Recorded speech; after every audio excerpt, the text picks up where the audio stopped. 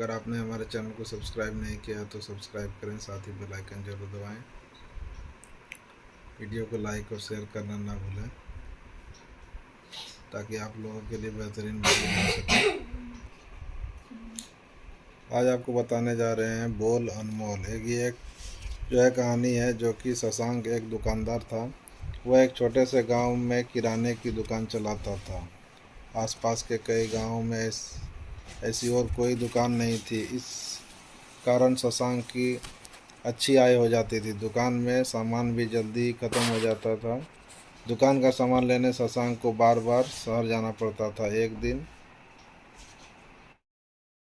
एक दिन कड़ाके की ठंड पड़ रही थी। शशांक को दुकान का सामान खरीदने के लिए शहर जाना पड़ा। वह सामान खरीदकर जल्दी लौटना चाहता था, पर देर हो गई। हाथों में बहुत ज़्यादा सामान होने से चाल धीमी हो गई थी। चलते चलते शशांक की हिम्मत जवाब देने लगी।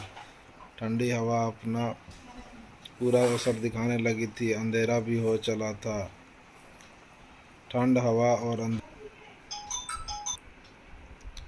कारण शशांक बहुत घबरा गया। वह ठहरने के लिए जगह ढूंढने लगा। उसने इधर उधर नजरें दौड़ाई। उसे दूर एक झोपड़ी में रोशनी दिखाई दी। उसने कदम उस झोपड़ी की ओर बढ़ गए। झोपड़ी के पास पहुंचकर शशांक ने देखा कि उस झोपड़ी के बाहर अलाव जल रहा है और वह एक वृद्ध व्यक्ति आग ताप रहा है। शशांक को लगा कि उसे भी अलाव के पास जाकर अपने शरीर को गर्माहट देनी चाहिए। यदि ऐसा नहीं किया तो ठंड से हाथ पांव अकड़ सकते हैं। शशांक ने उस वृद्ध पर अपना प्रभाव डालने के लिए कहा, मैं इस इलाके का इकलौता दुकानदार हूँ, मुझे आग तापने के लिए अलाव के पास बैठने दो। आग ताप रहे उस वृद्ध ने शशांक की बात सुनकर भी अनसुनी कर दी। उसने शशांक को ना ही बैठने को कहा और ना ही उसे वहाँ से चले जाने को कहा। शशांक को लगा कि अब उसे इसी ठंड में घर जाना पड़ेगा। थोड़ा आगे जाने के बाद कुछ सोच समझ वापस लौटा और विनीत स्वर में बोला, बाबा, मैं ठंड से बहुत कांप रहा हूँ, मुझ पर दया करें, मुझे अलाव के पास बैठने दें ताकि मैं अपने आप को इस ठंड से बचा सकूँ। मैं हमेशा आपका आभारी रहूँगा। शशांक के बोल उस वृद्ध को भा गए। उसने शशांक को अलाव के पास न केवल बैठने ही दिया बल्कि उसे चाय भी बनाकर पिलाई। शशांक को अपनी गलती का एहसास हो गया। उसने वृद्ध व्यक्ति से क्षमा मांगते हुए कहा, बाबा, मुझे क्षमा कर दीजिए, मैंने पहले घमंड से आपको ठीक से बात भी नहीं की थी, शायद इसीलिए आपने मेरी सहायता करने से मना कर दिया।